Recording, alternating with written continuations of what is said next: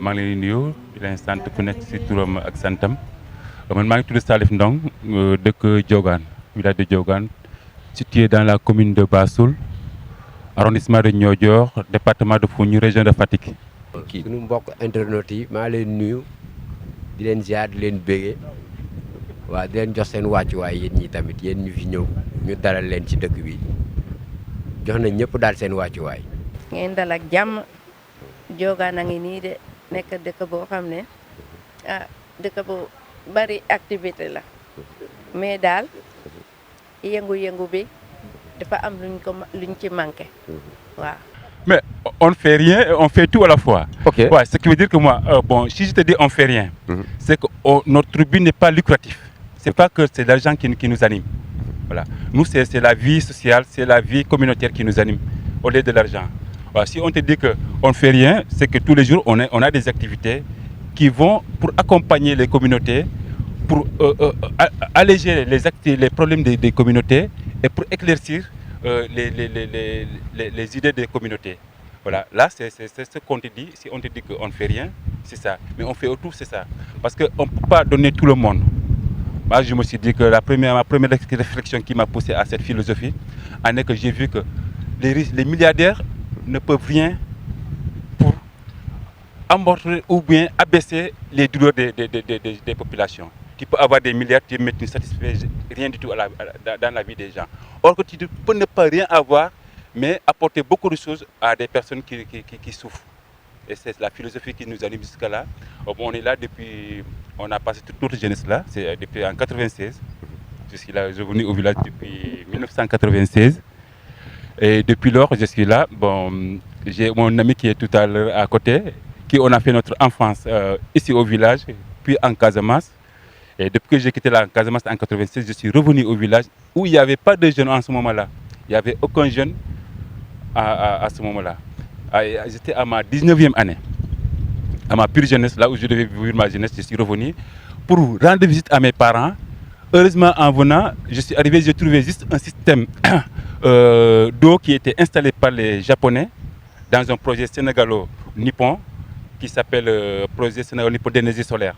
Et là, c'était pour désaliniser l'eau salée. Voilà, parce que dans les îles, on n'avait pas d'eau douce. Il y avait la Caritas qui était là, qui creusait des puits forages, mais avec de l'eau saumâtre. waaw problème mu Diogane du ma ne problème mu Diogane sax mais problème mu les îles des Saloum laay wax waaw Diogane moom seen problème mu électricité ci la bokk problème mu réseau ci la bokk accessibilité l'eau tamit potable bi ci la bokk loolu moom mooy seen problème waaw. waaw bu ñu liggéeyee yoxos bi noonu ba pare ba li ci manqué daal mooy fi ñu ko war a jaayee ak nuñ koy jaayee. waaw loolu daal moo ñu ci manqué. waaw. voilà loolu moo ñu ci manqué. ndax amuñu marché boo xam ne foofu lañ ko war a jaayee. waaw dañuy def rek liggéey ba pare commerçant yi ñëw jëndee ko ci suñu loxo njëg boo xam.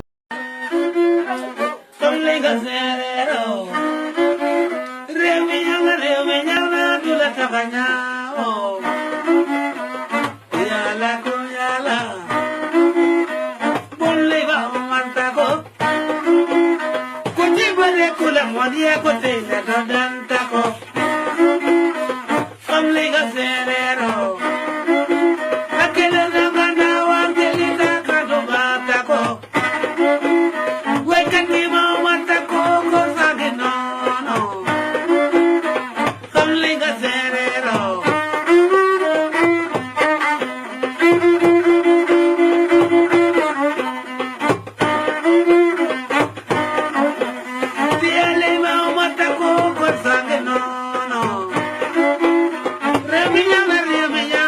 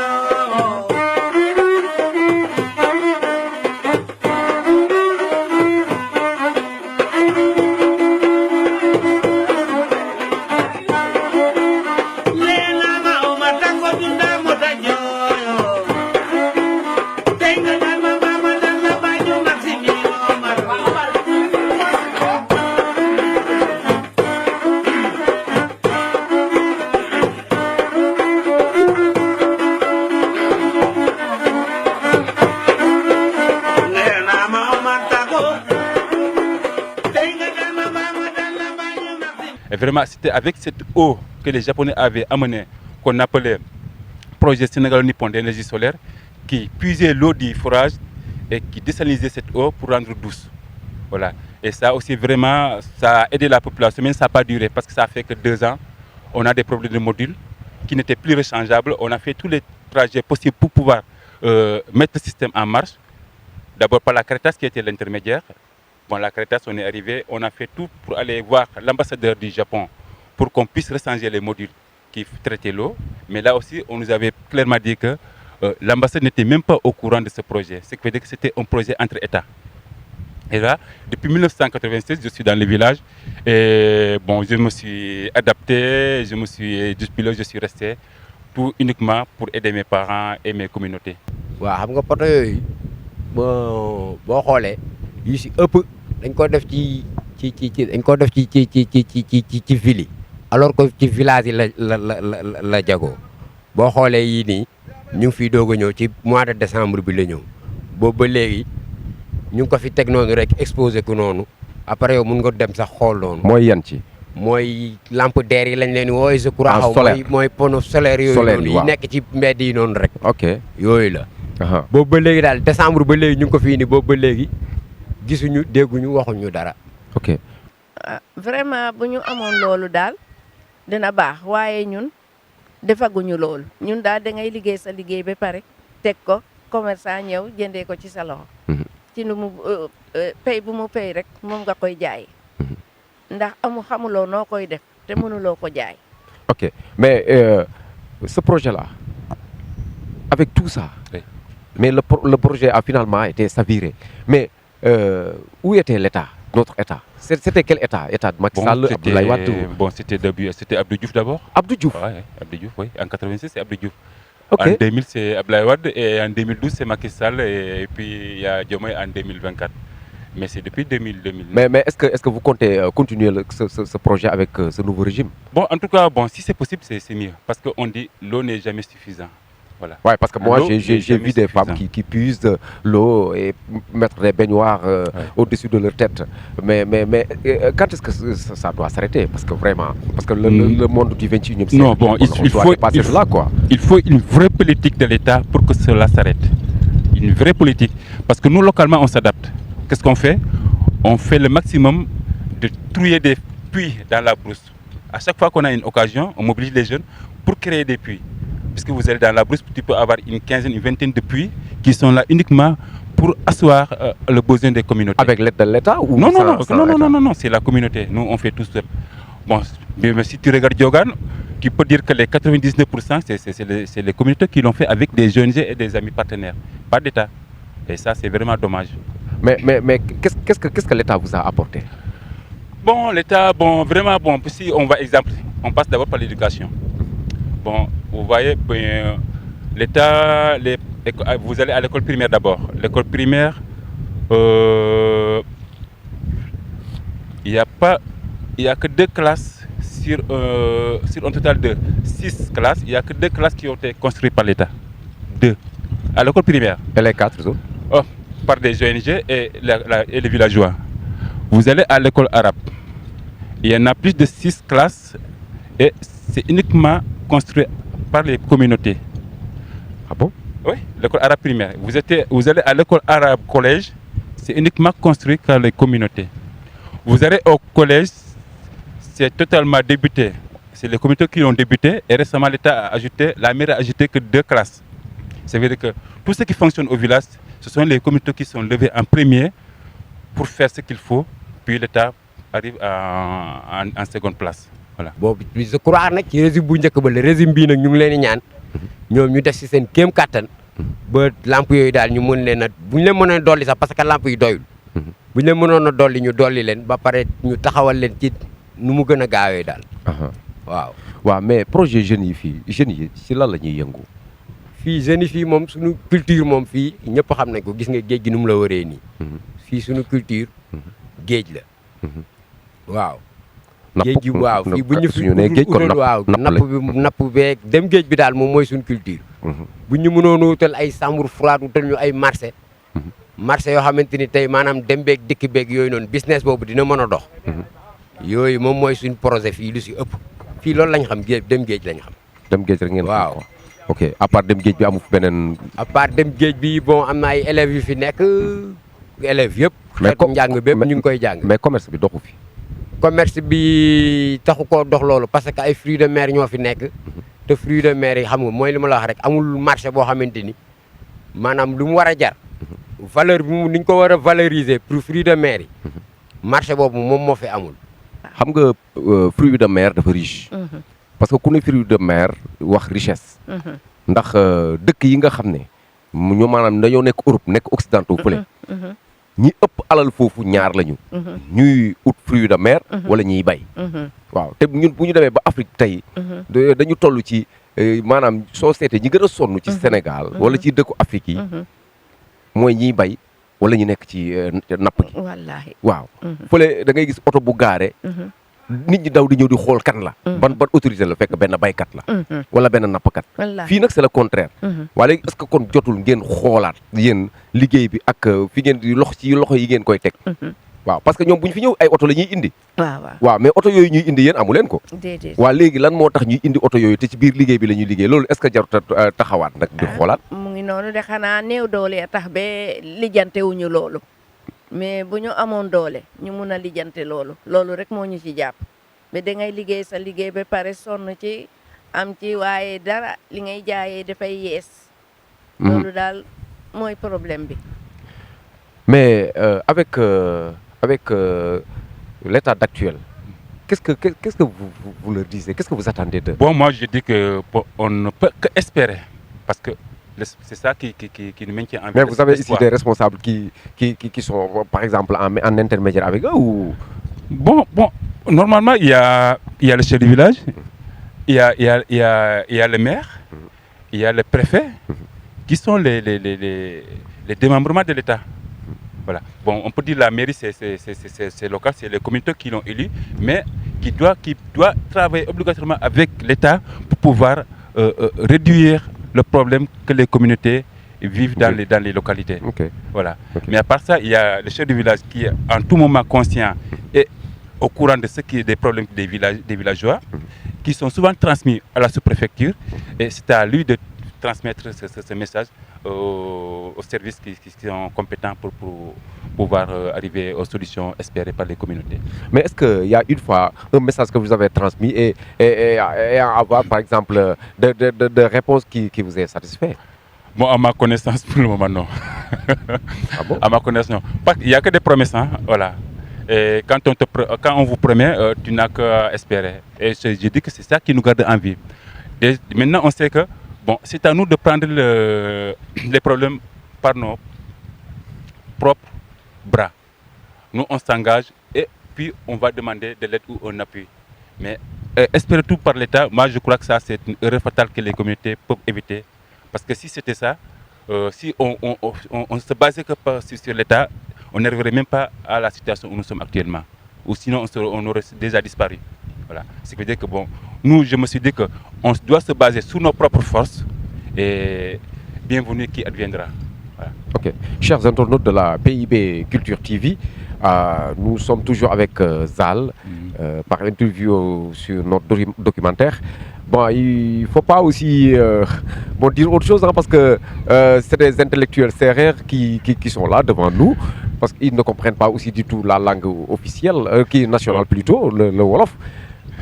Des fois, ils font des grosses fautes et puis les Sérères n'aiment pas le gâcher, quoi. Voilà. Donc, dans ce cas, il faut le comprendre aussi, quoi. Nous comprendre que nous, c'est des intellectuels. Vraiment. Yo xamné tay mën nañu yoré jogan, mën nañu yoré mairie bi. Ñi jakarlok ñun ngeen di gis ni mën nañu yoré sax Sénégal.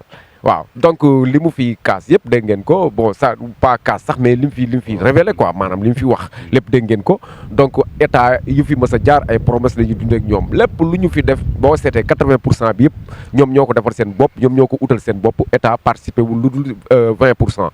Légui nak ak état bu bees bi jubal jubbanti di genre léegi ñoom la ñu bëgg a ñu dégg lii gis ko xam ni dëkk bi dafa nekk dëkk boo xam ne ay jafe-jafe am na fii. Franchement parce que man gis naa fi ay jigéen yu yenu ay paan des kilomètres.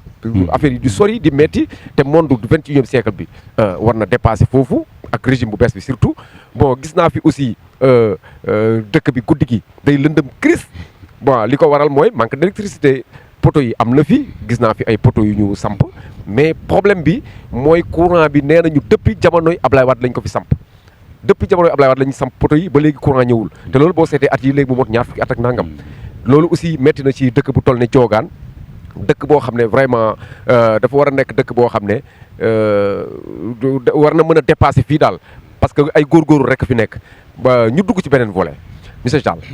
waaw léegi courant bi. dama ci bëggoon ci tuuti. parce que courant bi am na ci solo trop. parce que boo xoolee courant bi ñu ngi ko fi. foofu laa bëgg ñu dugg kay. ñu ngi ko installé en 2004. en 2004. 20 ans. oui en 2004 lañ ko fi def mais en 2004 tamit bu ñu ko fi installé tamit. Les ingénieurs avaient minimisé aussi la capacité des populations à s'adapter parce que ñoom bu ñu koy andi tamit dañu xool ne peut-être ñoom soxla ñu courant bu bëri peut-être lu ñuy gisee lampe lu ñuy niite rek la ñuy soxla wala yooyu or que ñun dañoo bokk Sénégal. voilà absolument peut-être ñu fi dëkk xamal ne ñoom seen papa wala seen yaay ñu ngi juddoo Dakar fa la ñu doon liggéeyee peut-être seen maam nekkoon fi waaw ce qui veut dire que lépp loo gis Dakar nit ñi soxla nañ ko dans les villages. Voilà mais boo xoolee ñoom bi ñuy ñëw bi ñu def seen études yi d'après les Japonais les études ont été bien financées mais la réalisation était mal faite waaw Japonais yi ñoom ñoo étudier ñoo joxe étude des marchés des projets mais ASER bu muy def la réalisation a faussé tout le travail parce que boo xoolee 2004 ñu installé les centrales jusqu'en 2010 munoo am benn entreprise bu ñëw jël centrale en charge pour mën ko viabiliser on a plus de 10 entreprises yi fi jaar yoo xam ne dañuy ñëw pour reprendre le marché pour mën ko def en service mais boo xoolee def études yi fi nekk xool la population consommation bi li fi nekk day xool ne tu ne peux pas se réussir dans ce projet ça veut dire que on l'a installé on l'a laissé depuis 2004 jusqu'à 2010 à partir de 2010 les communautés ont pris en charge de faire fonctionner les centrales voilà en 2010 jusqu'en 2019 ils se sont arrêtés parce que il y a faute de maintenance ouais. Parce qu'il y a les groupes électrogènes qu'il faut maintenir il y a aussi les onduleurs qu'il faut maintenir et tout ça il faisait défaut et d'après ce qu'on a fait depuis 2010 jusqu'à 2019 on a injecté plus de 4 à 5 millions pour uniquement la maintenance voilà parce qu'on faisait venir des mécaniciens et des ingénieurs depuis Dakar pour venir faire ça. Or qu'il y avait la mairie qui était là, il y a l'État qui est là, mais qui a installé cela, mais qui nous a laissé à notre merci. Et vraiment, c'est incompréhensible. Voilà. Et à part ça, si vous revenez, depuis lors, nous avons beaucoup fait des tracts, on a fait beaucoup de démarches pour qu'on puisse, ne serait-ce que mettre un groupe électrogène qui est capable d'alimenter les villages uniquement pour résoudre le problème. Voilà. Parce qu'il y a des panneaux qui sont... Il y a les tableaux qui sont déjà là. Il y a les poteaux qui sont installés. Qu'est-ce qui reste? Le groupe électrogène. Mais même le pouvoir de Macky Sall pouvait le faire. Même le pouvoir de Diomaye. En 10 jours, on peut avoir de l'électricité. Il suffit d'avoir un groupe électrogène de capacité bien née et pour fonctionner tout ce qui est là. Okay. Mais heureusement, on a eu un programme récemment qu'on nous a confirmé que les nouvelles centrales sont déjà prêtes. Récemment, on a eu un arrêté du gouverneur. La mairie nous a fait signe, ça ne fait pas 4 jours que les travaux vont bientôt commencer pour une centrale commune qui va regrouper les 4 villages qui sont Diogan, Siwo, Falia, Moundé. Voilà. Et ça, vraiment, on a espoir dans cette centrale. Si l'État actuel nous aide à accélérer ce processus, je crois vraiment qu'on dépassera tous ces problèmes de noirceur qui est dans le village de Diogan et dans les autres villes comme Tialan, comme Siwo, comme Falia, comme Moundé. Il y en a plein d'îles qui n'ont pas d'énergie vraiment. Voilà. Ok, je pense que c'est tellement clair, c'est plus clair même que le soleil, quoi. Voilà, parce que vraiment les dits sont vraiment, c'est des dits quoi, voilà, en quelque sorte quoi. Voilà, donc parlons Parlons par exemple de l'activité des jeunes qui sont là. Bon, que font les jeunes actuels ici? Bon, ok, les jeunes ici, la plupart font la pêche. Bon, vous voyez presque qu'ils font la pêche, surtout à partir de la basse Casamance. Parce que vous voyez, bon, il y a des jeunes poissonneuses, mais il n'y a pas les infrastructures nécessaires pour pouvoir garder les jeunes dans le village. Il n'y a pas d'usine pour faire de la glace, ni pour le transformer le poisson. Ce qui veut dire qu'on est obligé d'aller en basse Casamance, à Kafountine, à Joal ou à Differ pour faire la pêche. Voilà. Et d'où presque pendant 6 mois à 8 mois, les jeunes sont déplacés dans ces zones pour faire la pêche et revenir juste avant les fêtes de Tabaski ou les fêtes de Korité ou le 31 décembre. Ok. Est-ce que vous en savez un peu, par exemple, sur le cadre de Barça, est-ce que les gosses ne s'y mêlent pas?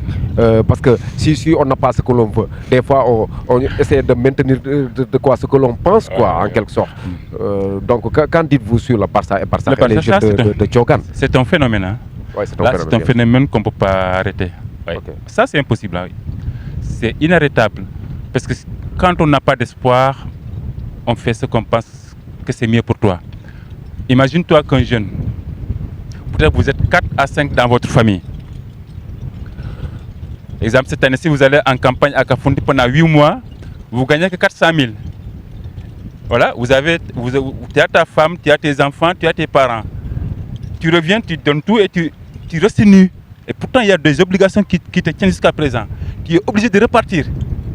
Ce qui veut dire qu'un jeune peut habiter à Diogan et rester que 1 mois pendant 2 ans dans le village. Qu'est-ce que cela veut dire?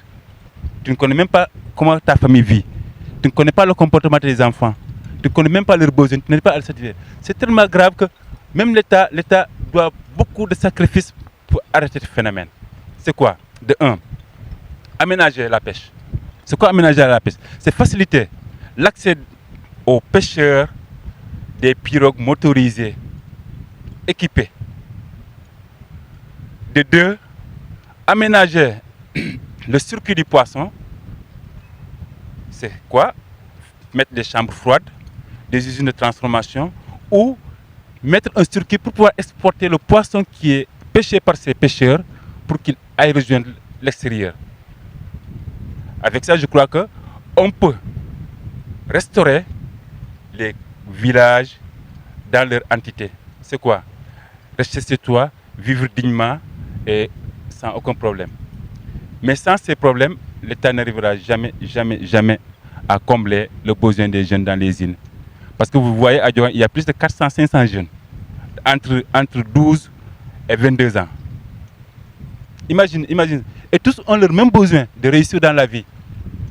Ils sont obligés, de là jusqu'en Casamance, ils partent les pirogues clandestins pour aller rejoindre l'Europe et changer leur vie.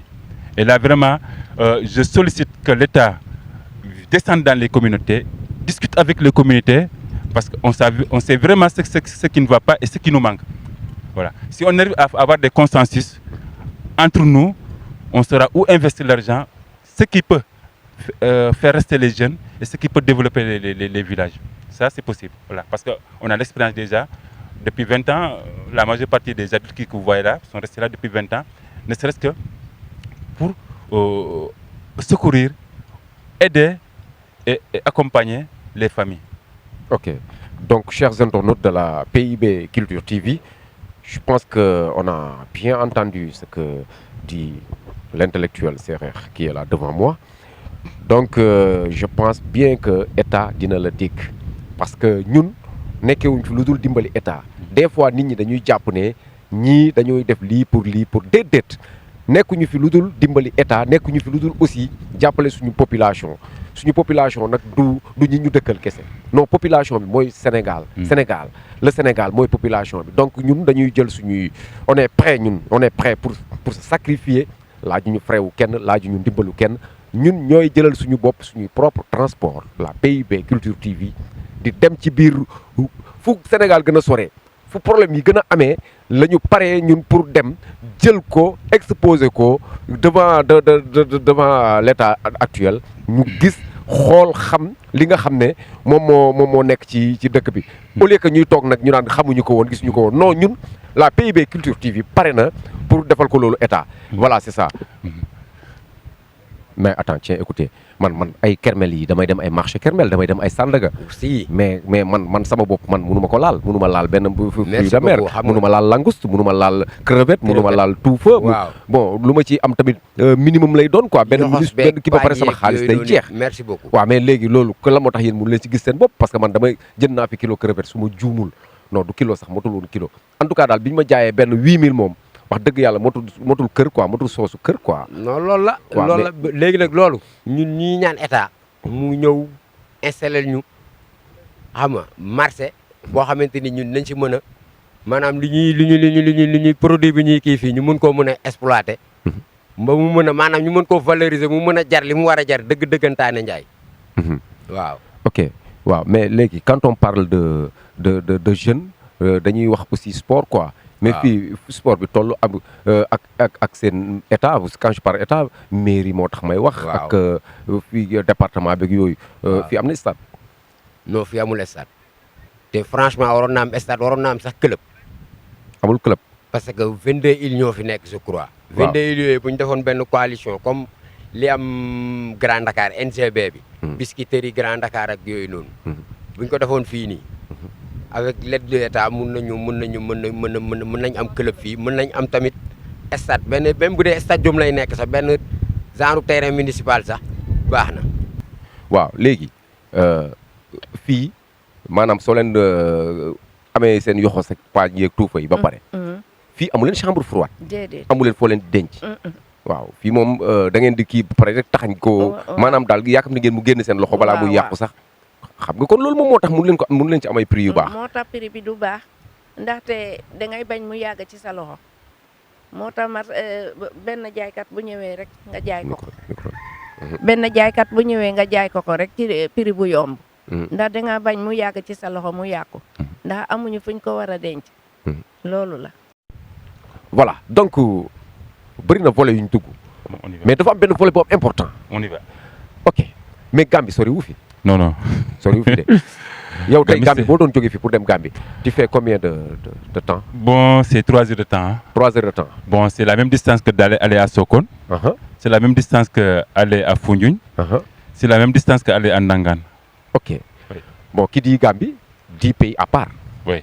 Bon, qui dit Gambie dit pays frontalier. Oui. Et leur réalité.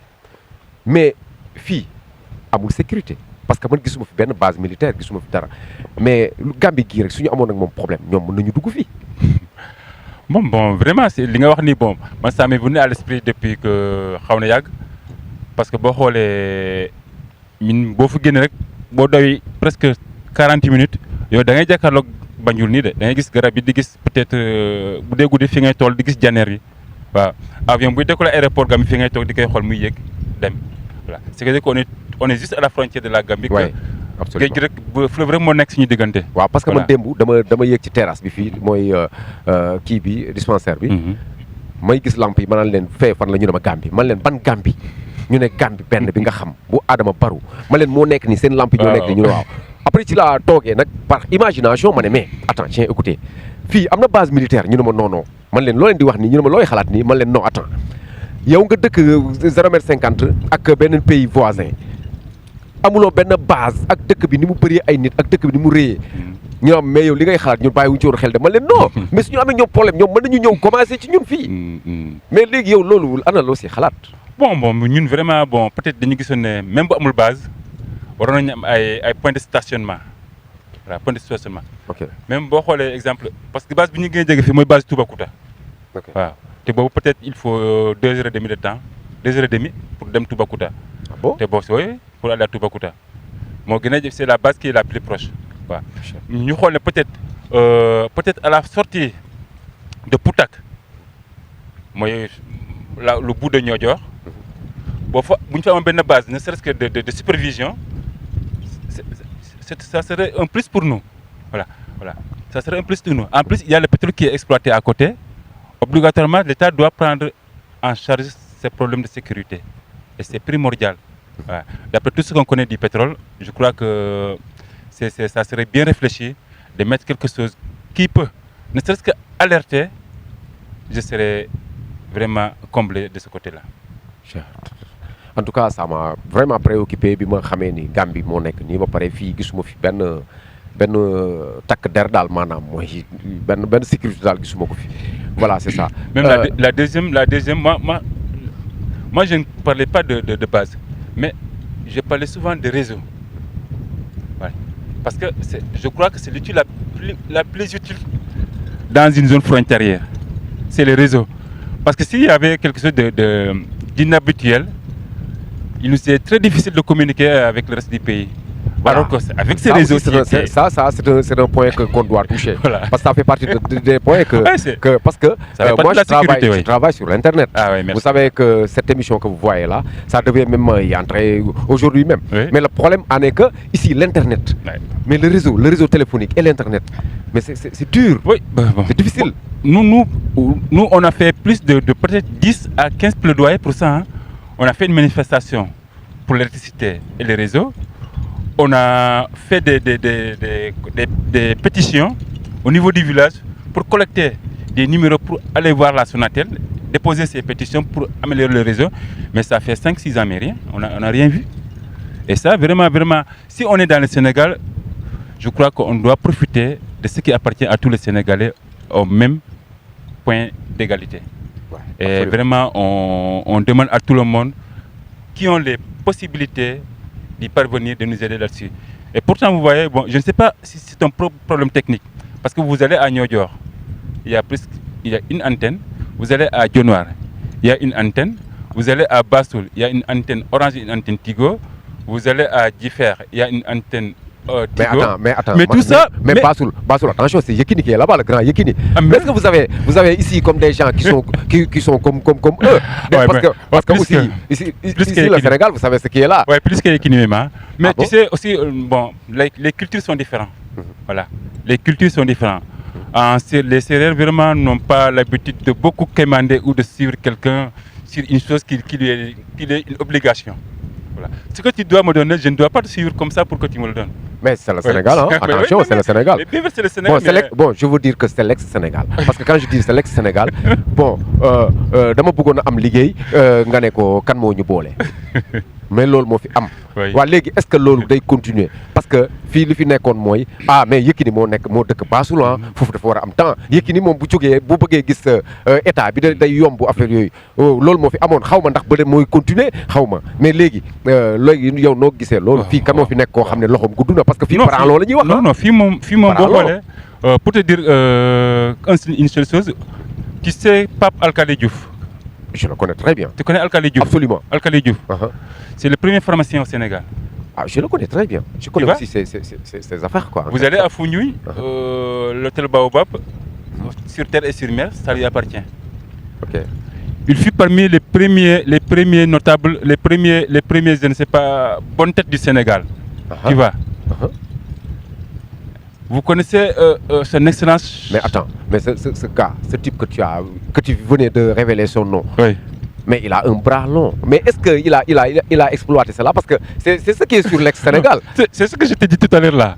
Mais est-ce qu'il a fait des démarches? Est-ce qu'il a touché les portes touchables? Bon, moi ce que je sais en réalité, c'est que nous, tous les problèmes que nous avons, on les transfère aux autorités compétentes qui habitent au village et qui sont des autorités au niveau administratif. Et vous laissez ces gens qui ont eu des bras longs ici? Non, ils sont de là, hein. Ils sont des villages. Mais des fois aussi il y a des gens dañuy bëgg ku leen promouvoir ñëw wax leen affaire yi ñu jóg xam nga bon wane seen bopp dem dugg génn est-ce que foofu ngeen jaar est-ce que jaaree wu leen feneen ñoom ñu gedd parce que c'est le Sénégal ah. Bon c'est ce que je te dis. fii lañ ma fi bàyyi di jéem a jéggi dem samay nawle parce que loolu fi am c'est le Sénégal. mooy li ma la wax ne Sénégal nii maanaam tey jii ñun séeréer. séeréer si boppam dafa am fu mu yem. du kersa mais dafa am fu mu yem maanaam. dignité bi quoi. waaw c'est ça loolu dignité bi. waaw mais est-ce que doo leen jël dignité bi teg ko fee régler seen problème bi. waaw mais xam nga yooyu tamit yow. man dama gëmul loolu man dama gëm ne man Salif man. non sa gëm-gëm gi laa wax comme bu yàgg nga ko gëm affaire yi mënul dox est-ce que gëm-gëm bi doo ko teg fee nga dund li gars yi dund. kon dootuma nekk ki ma nekk c'est ça le problème. mais nga bañ a nekk ki nga nekk ba nga régler problème bi après nga continuer nekkaat ki nga nekk. non mënoo loolu. non Zal dootuma nekk ki ma nekk waaw damay nekk ki ma nekk. li ma am mooy wax. ki wax la am. ak jëf. waaw ñaar yooyu bu doon nag je ne sais pas moom. mais nga def Sambay Bayaan. nga def Sambay Mbayaan. non jaru ko. jaru ko. ok c'est bon. man dama gis ne vraiment li ñu war mooy naan man ñun ay bëtt état lañu. man dañu lu ñu gis lépp lu ñu gis dañ koy waxtaanee jéggaane jëlee ko fu mu nekk yóbbu ko si ñi nga xam ne ñoo ko war a jot pour ñooy yeggale ko fu ñu ko war a yeggale ñun nag ñooñu dañ il faut chaque fois dañ leen dina bu la fàttewul leen mais nag Sénégal moo demee noonu. waaw ñu xam nañ ne peut-être depuis 2012 que lu waroon yombul pourtant war na yomb mais yombul parce que y a des gens qui sont vraiment je ne sais pas si c'est mal intentionné ou bien incompréhensible je ne sais pas mais vraiment je m'excuse des mots mais ça nous a moom dañuy tax ba ñun dañoo bokk suñu biir waaw on est retourné à notre propre valeur ñu ne exemple tey Diogaan du ñu xaarati di am problème bi fi am ñuy xaar état di koy régler non dañuy naan dañuy waxtaan suñu biir xool pexe yam ne moom lañ koy songee jéem ci ku baax kuñ ci fekk jàppale ñu dem waaye duñ fi nekk di yëlewaan état mel ni te mu nekk suñu alal duñ ko yëlewaan tamit ku baax. mais tollaguñu foofu de non Sénégal tollagul foo xam ne xam nga fii da ngay fal nit ba pare résultat daw ci ginnaawam loolu fi am ba tey de. waaw moom la lay wax. waaw léegi est-ce que loolu mooy continuer parce que li fi nekk lu bees. waaw mais loolu la ñuy xool quoi ba xam ndax loolu mooy continuer parce que fii mais loolu du yem da ngay jël sa alal jox ko nit ne ko sàmmal ma ba pare nga retourner di raamaat ci ginnaaw. mais loolu du yem mu nekk buur sa kaw. du yem pour mu jóge fi. du yem vraiment yombul non il faut une nouvelle génération non c'est sérieux je te dis. mais on a une nouvelle génération. non. Mais ces gens qui viennent d'installer. Non. Eux, ils vont faire que les 1 dixième la ñuy def la ñu mën a def. tu sais jikko bu xasee yàqu. du question wax moo koy defar. ok boo tëjee yàgg ñu yàq. ok ça veut dire que le problème est de rééduquer les enfants à la base. gis nga ñu fi am ay 3 ans 4 ans. ñooñu mën a defar Sénégal mais du ñun. ñi am 3 ans 4 ans c'est à eux qu'on doit de mettre dans des bonnes conditions. xamal leen qu'est-ce que c'est que la vie qu'est-ce que c'est que le devoir citoyen ñooñu bu ñu màggee c'est à eux de construire le Sénégal mais ñun ñu fi nekk nii non je ne crois pas il y en a peu qui sont là qui sont dignes qui respectent mais la majeure partie des Sénégalais sont emportés par ce qui s'est passé depuis 10 15 ans 20 ans mooy ne alal bi ñëpp a ko bokkul ma neex laay def ki nu mën ci dara c'est ça. waaw gars yi fii moom. comme un peu partout au Sénégal rek Sénégal moom toujours boo xoolee suñu village yi nii maanaam ci kii bi ñoom ñëpp toujours parti au pouvoir la ñuy àndal. politique bi demeewu fi noonu nit ñi tout le temps ñu ngi si yeneen activité même politique jotee politique bu jotee am lu fës quoi. am lu fës waaw li fës toujours lu si ëpp doole parti au pouvoir la ñuy àndal. politique bi fii mais terewul nag gars yi fii boo xoolee.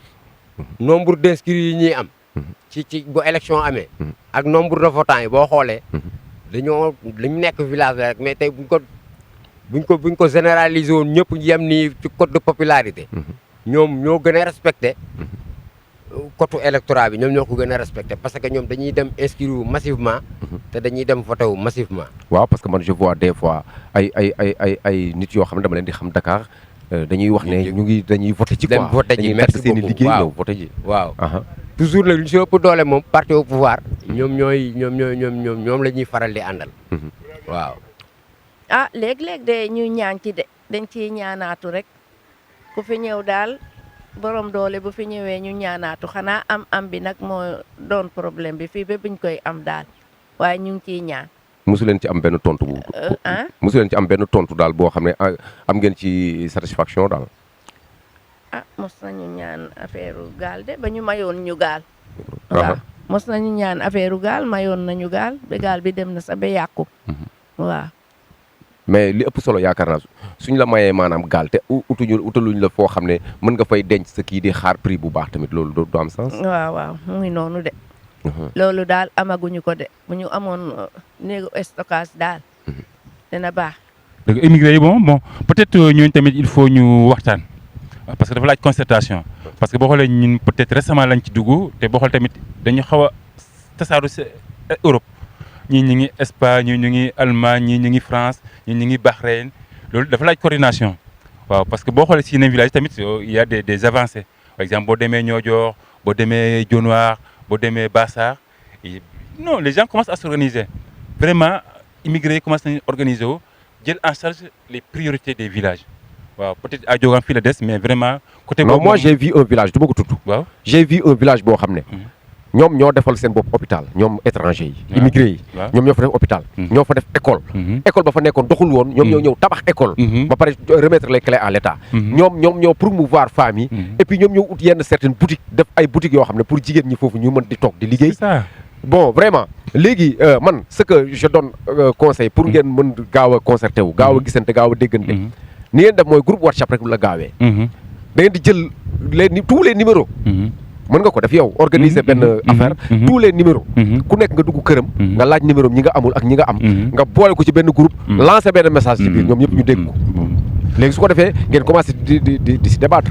bon ñu ngi ci jéem sax li ngay wax ni moom bon ñu ngi dañ ci tàmbali peut-être dafa nooy rek mais tàmbali nañu ok parce que boo xoolee plus ñuy ñëw bu ñu fi ñëwee peut-être xam nga dañuy toog en groupe dañuy waxtaan les difficultés du village ñoom tamit ils sont conscients que li ñuy def ni da leen di métti après waaw ñoom bu ñu demee tamit saa soo ñu leen sollicité si dara ñoom dañ ciy jéem mais des moo naam ñu def une grande organisation boo xam ne day nekk autonomie pour l'ensemble des villages voilà exemple boo demee Dionaa dañu naan Dionaa solidarité tout ce qui est infrastructure capital vital ñoom dañ ci participer ok voilà en tout cas man moom li ma leen di jamee mooy yéen immigré yi dëkk Diogane ñoom Zal ñoo leen toogal fii ñoom Zal ñëpp bu ñu génnoon bàyyi fi seen jabar yi ak seen yaay yi wóorul donc ñoom ñoo leen toogal fii donc respect à eux di leen déglu di leen bàyyi xel man loolu laay conseillé immigré yi voilà vraiment dañuy déglu moom vraiment côté boobu moom bon ñu ngi commencé bàyyi xel te ñoom tam dañuy commencé waxtaan ci mbir ok parce que boo xoolee c'est la seule solution boo xam ne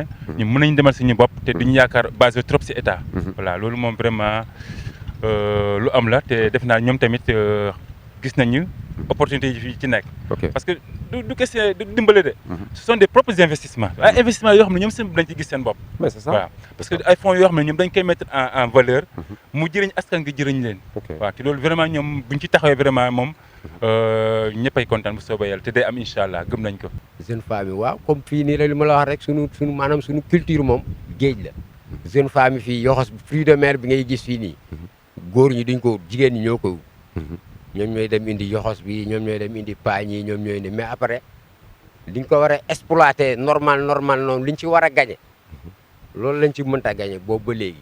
ok loolu moom bu ñu si état dimbaloon am na ay partenaires quelques partenaires yu fii ñëw. mais projet yooyu après du am suivi dañ koy dawal ay benn weer 2 mois 3 mois mu yem fa. mais bu état ñëwoon moom dimbali leen. ak fruits de mer yooyu parce que loolu nekkul lu yomb. fruits de mer yi boo xoolee bëriwul fii la am. ci suñu zone yi la am ak booru Casamance bi loolu la mais niñ ko war a exploiter ba mu war a am valeur bi mu war a am ak liñ ci war a gagné loolu la ñuy ñaan état mu ñëw xam nga jàppale si gars yi. ok waaw toujours ñu ngi ci jeune ah. voilà mais fii jeune fille am nañu formation wala ñu ngi am ay formation yu ba ci jeune garçon yaa mais est-ce que am nañu formation yu ñuy def waaw ay benn am na benn yuy def ay formation mais fan lañ koy defee ci dëkk bi fii wala non ay Fatick région de Fatick mais fii kon région de Fatick la bokk kon fii lan moo fi am lu taxaw loo xam ne jeunes yi kay maanaam loolu la ñuy wax état bi na ñëw am yu fi taxawal parce que fii am na ay boo xoolee 90% population bi yëpp ay bachelier lañ ñii la wër fii nii yëpp xaaj bi yëpp ñi ngi ak seen i diplôme mais dara amul ay projet amuñu dara boo xoolee ñoom projet yi ñuy def sax ñoom ñooy def seen effort bopp même yenn écoles yeeg gis nga dispensaire bii nii gars yi ñoom ñoo ko jaayanteel seen bopp mais effectif bi war a am ci biir poste de santé bi amu fi boo xoolee benn médecin la am te dafa dem congé instant bii nii ñi fi nekk mënuñ koo assurer effectif bi fi nekk mënut a assurer kii poste de santé bi.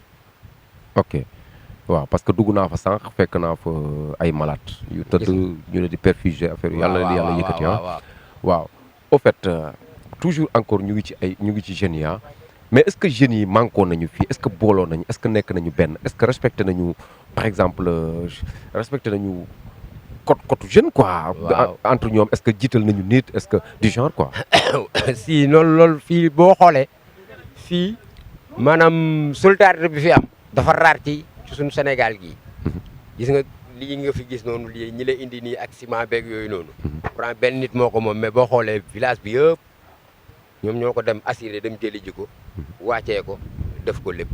maanaam am nañ entente boobu am nañ solidarité boobu. am nañ hargne boobu am nañ courage boobu. ñu ko amuñu marché aussi. bu ñu amoon marché it dina gën a baax. waaw marché. waaw marché aussi dafa poser problème.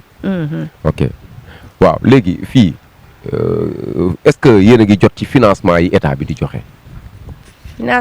financement bi état bi joxe. ah waa Diogaan ñu bari ñu ngi ciy jot de waaye man mii di wax ak yow nii ba léegi jotuma ci de. mosoo see jot suñu waa kër daal jotuñ ci.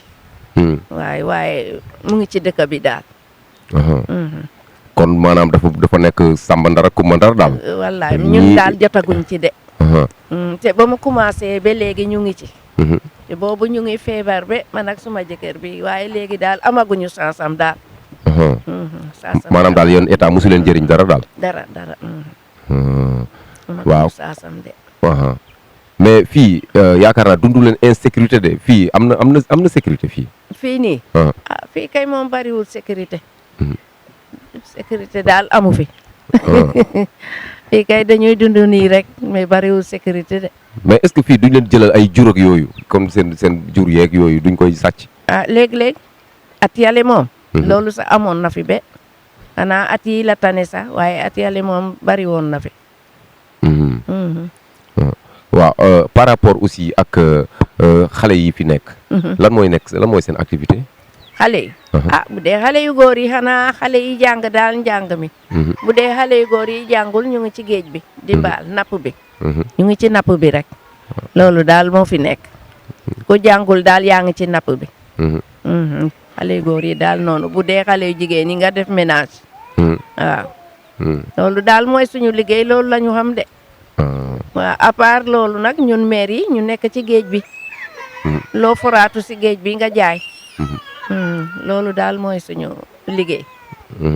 mais quels sont vos derniers mots. bon vraiment bon di les remercier yow mi. di les remercier yow mi. di remercier PIB. vraiment Culture TV. di koy remercier vraiment si acte bi nga def nii mooy ne jóge Dakar bi fii ça fait des kilomètres et des kilomètres foo xam ne boo waxee Sénégalais ni fii am na ñu la déedéet. ba pare dugg gaal te pël xamul ndox pël si woo ndox rek la xam ba pare dugg gaal boole ci loolu. vraiment acte bu noble la def naa bon bu bëroon liy def nii ñuy def nii def naa dëkk ba gënoon a mënoon a gën a changé waaw maanaam bon bu ñu génnee problème yi génnee jafe-jafe génnee avantage yi def naa dëkk bi war na mën a changé si yoon. parce que nit ki tamit boo bëggul dara tamit boo gisee lu baax ñu ñëw ba tegal ko sa tànk te war nga mën a changé wala jéem a changé. vraiment waaw te def naa moom vraiment maa ngi gërëm PIB. di ñaan tamit état bi ñu discuter avec les communautés à la base xam-xam baa ngi fi waaw xam-xam baa ngi fi jom baa ngi fi takkute baa ngi fi parce que boo xoolee exemple man boo xoolee dans les jigéen yi fii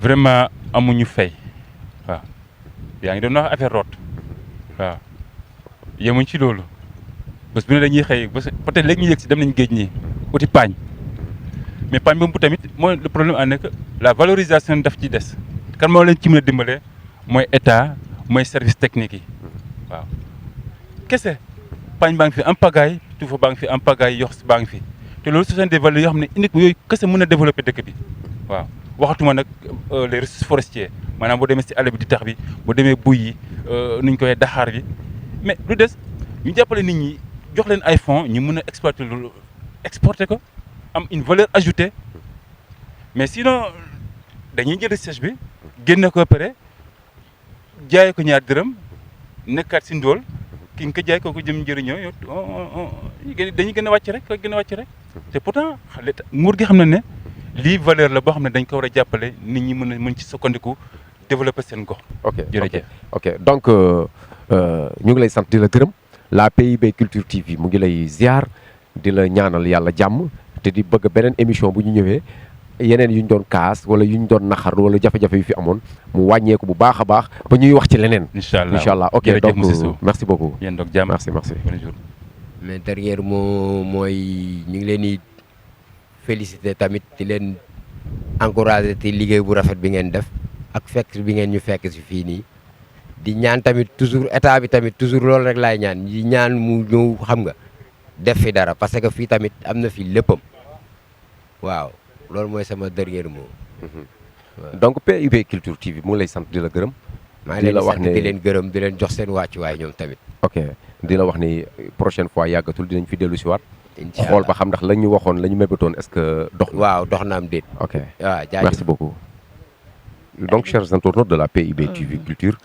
gis nga aussi suñu yaay yi ñu jàkkaar lool maanaam daanaka presque toujours les mêmes chats les mêmes chiens toujours même problème rek la ñu am donc yéen état bu bees bi kon yéen dégg ngeen li nga xam ne moom la suñu yaay ji wax ak ñi nga xam ne ñoom ñoo interféré sànq ci biir image yi donc ñu ngi leen di xaar ci ngeen ñëw jàppale Diogane jàppale dëkk bi ndax dëkk la boo xam ne ku ko jàppale as tuut rek mu dem parce que ñoom maanaam toogu ju dañuy xatraayul seen bopp voilà c'est ça donc ñu ngi leen di sant di leen gërëm di leen ziar wasalaamaaleykum wa rahmatullah